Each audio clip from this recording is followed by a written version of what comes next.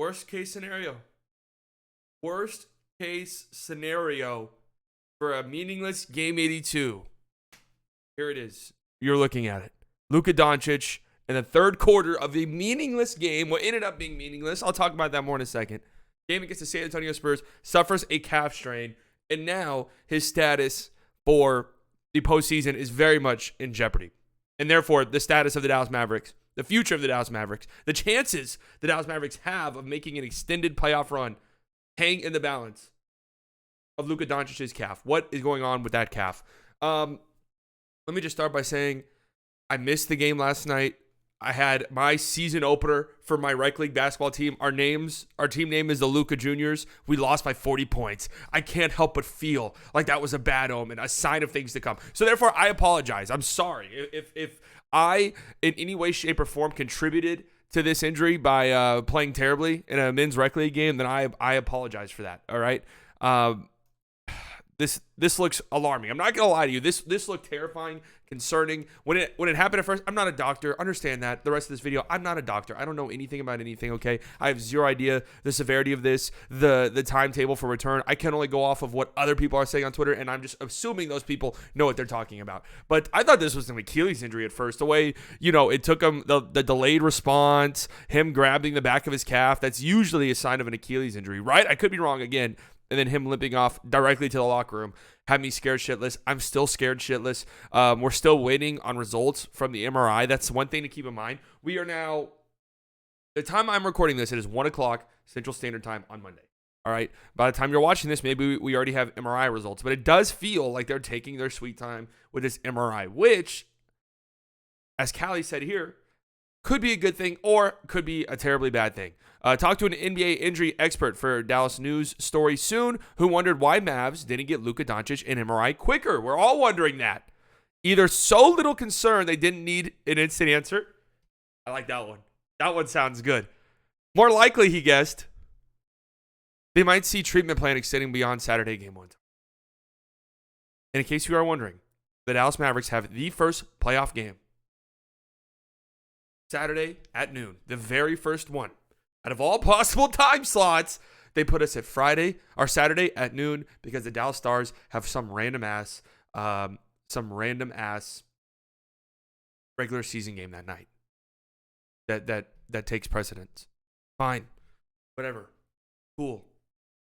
But this does lower the chances Luka plays in that game. If they played the last game on Sunday night, I think the chances of him playing are probably a little bit higher. But if this is the case right here, I'm scared. I'm gonna just be honest with you. My gut feeling, the way that I'm feeling, I think Luka misses at least 2 games. That's just the way that I'm feeling. The recovery timetable for these injuries, they seem to vary like crazy. I think I saw the average amount of time missed via calf strain this season has been 16 days. If that's the case, the season is over. Like, let's just call it what it is. The season is more than likely over if Luka has to miss that much time. The least amount of time missed was 3. So 3 days. So if that's the case, then yeah, Luka will be ready to go game 1. And I'm hoping that he'll be 100% because the Mavs need Luka at 100%. Maybe not in this series against the Jazz. I think the Mavs could still beat the Jazz without Luka. We'll talk about that more here in a second. But even with the hobbled Luka, I would probably pick the Mavs to beat the Jazz. But if they want to make a deep run, they need 100% Luka Doncic. Part of the reason why I feel somewhat okay, feel somewhat hopeful is, again, as Callie was talking, the sort of I wouldn't say lackadaisical, but just, the patient response from the Mavs where the MRI is taking a while. Nobody after the game within the organization seemed that pressed. A kid said he hadn't talked to the medical staff or Luka after the game. We'll know more tomorrow.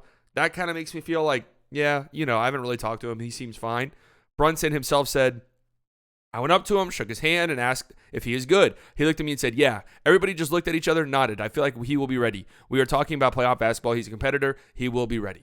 So that's sort of, the vibe that I get is that the organization doesn't think it's that serious. But it is a calf injury, and calf injuries are terrifying. Their timetable for return, they seem all over the place. It just seems by case basis. You never know if someone's going to miss 3 weeks. I think I saw Rudy Gobert miss, 3 weeks, 4 weeks with a calf strain earlier in the year. 3 weeks, 4 weeks, 2 days. Nobody knows. And these injuries have a high chance of re-injury. We all remember Kevin Durant. Kevin Durant, in his last season with the Golden State Warriors before tearing his Achilles, had a grade 1, which is what we're all hoping for, a grade 1 calf strain where he missed 4 weeks. He missed 4 weeks, came back for game 5 of the finals, and tore his Achilles that game. And this is what we're hoping for as a grade 1. I mean, it definitely varies case by case, but this is still not a good sign, right? Like the one example that came into everyone's head, I'm sure, was Kevin Durant. Grade 1 calf strain. That's what we're hoping for. He missed 4 weeks, rushed back towards Achilles the game he came back. You know, it's scary. And honestly, if I had to say, which obviously I don't, if there was even a teeny tiny chance that Luka could come back, rush this back, and re-injure himself, I don't think he should play at all. I just don't. I don't think it's worth it. He's 23 years old. The chances that we go on a really deep run this postseason, they're slim. They're not zero, but they are slim. So rushing him back and risking an even more serious injury, and what that could do for the future, not just Luka's ability to play, but just the wedge that it might drive between Luka and the organization, because that's kind of what we saw with this right here. Kevin Durant and the Warriors organization, they were not on good terms after this. But I don't think he should play if there's any risk. And there is historical precedence here for the Mavs. Dirk Nowitzki in 2003 against the Spurs had a knee injury. Mark Cuban wanted him to play. The doctor said he was good to play. Dirk, at the time, said he was good to play. But Don Nelson, who was the coach at the time, did not want him to play. Told him that he wasn't playing. And eventually, this kind of caused a rift between Don Nelson and Mark Cuban. Don Nelson left 2 years later. The relationship was never the same. But, yeah, Dirk wanted to play in this game. Cuban wanted him to play in this game. The doctor said he could play. But Don Nelson said, no, you're not playing. He's too young. And Dirk came out later and said, yeah, I don't think I could have played. I think it would have been a mistake. And obviously, Dirk went on to have a pretty great career. Won an MVP, 4 years after this? Went to the finals 2-3 years after this. Won a championship. So there is precedence here. And I'm hoping that Cuban, and Dirk is still in the organization. He's still involved. Cuban, who experienced this, I'm hoping if there's even a chance that Luka could re-injure himself, that the Mavs just say, you know what? It's not really worth it. It's not really worth it. We went out and traded for another ball handler who could step up in case Luka missed time or if Luka was on the bench, and now it's time for him to go to work. And if the Mavs without Luka make a run and Luka's ready to go, then we bring him back. But we're not going to rush him back for game 1, game 2, game 3, game 4 in a first round series against the Jazz, because there is the risk of re-injury. Now, the Mavs have played the Jazz this year without Luka. Christmas Day. This was like the height of the COVID stuff for the Mavs. As you can see, Sterling Brown got 28 minutes in this game. Frank started and played 35 minutes and played well. You had George King. Forgot he was on the team. He played 9 minutes. Brandon Knight played 21 minutes. Theo Pinson played 22 minutes. Shout out to Theo Pinson. Theo Pinson went nuts last night in the garbage time of that game. But, yeah, the Mavs fought tooth and nail and had the Jazz on the ropes. And this was a Jazz team that literally had everybody. This Jazz team was actually probably better because they had Joe Ingles. So now you look at this team now. This is probably the exact team you're going to see in the playoffs. Rotations are probably incredibly similar. And they had to fight tooth and nail to beat this Mavs team. So I'm not going to lie to you. It's not impossible that the Mavs, let's just say Luka has to miss the entire series. I think there's a decent chance the Mavs could still win that series. It would take 6 or 7 games. But I could still see the Mavs winning it. I wouldn't bet on them, nor would I pick them. But I would say that the series would at least go 6 or 7. I've seen Mavs fans say that the Jazz would sweep the Mavs without Luka. No chance.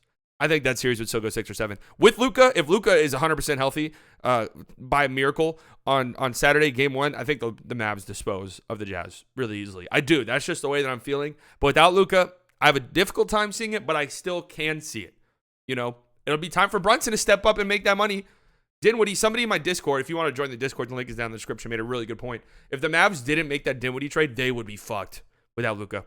If they didn't have that secondary ball handler, we would be seeing Trey Burke minutes. Like big-time Trey Burke minutes in a playoff game. Or Frank minutes. Huge Frank minutes in a playoff game. Not things you want to see, to be honest with you. So thank God we made that trade.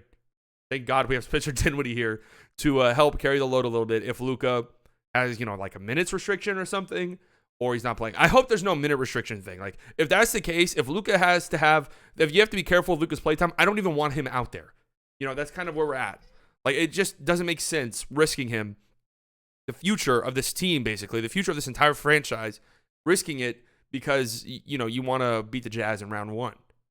I don't know. This is a tough situation. And obviously the talk, why was Luka out there? Obviously, with hindsight, we can all say he shouldn't have been out there. Not me, though. I said at halftime. I tweeted out at halftime, the Mavs should look at that score of the Pelicans-Warriors game and call it quits. Like, just rest everybody. And I got shit. People were shitting on me saying, oh, no. We need to beat the Spurs. We want to sweep the Spurs. Man, who cares? Who cares? Obviously, again, we have the benefit of hindsight on our side, right? And in the game, 20-point comeback in the second half, not impossible. Wasn't likely, but not impossible. And the Mavs, Spurs, it was close at halftime. It was tied at halftime, wasn't it? So it's not like, the Mavs were up 20 and then just kept running Luka out there, right? But I'm not going to lie to you. This one right here, Theo Pinson asked whether or not they were following Golden State, New Orleans. He said, I'm not going to lie to you. We were aware. So obviously in hindsight, he shouldn't have been out there.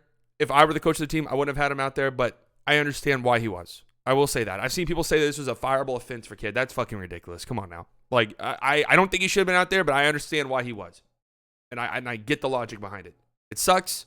We have the benefit of hindsight on our side, so we can say it was a terribly, terribly, terribly wrong decision. But nobody's getting fired over this shit. Are you kidding me? So, yeah, we patiently await news on Luka.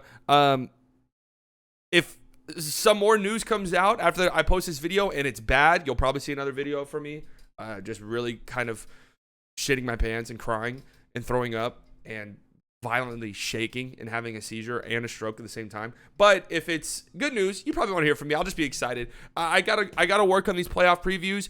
The postseason starts tomorrow with the play-ins, and I will be streaming every single game. You guys know that, so make sure you're ready for it. I just have had a hard time getting going today. I'm not gonna lie to you. I've just been refreshing Twitter endlessly. Please be okay, Luka. Prayer circle. Everybody get in a prayer circle. Please, Luka. Please be okay.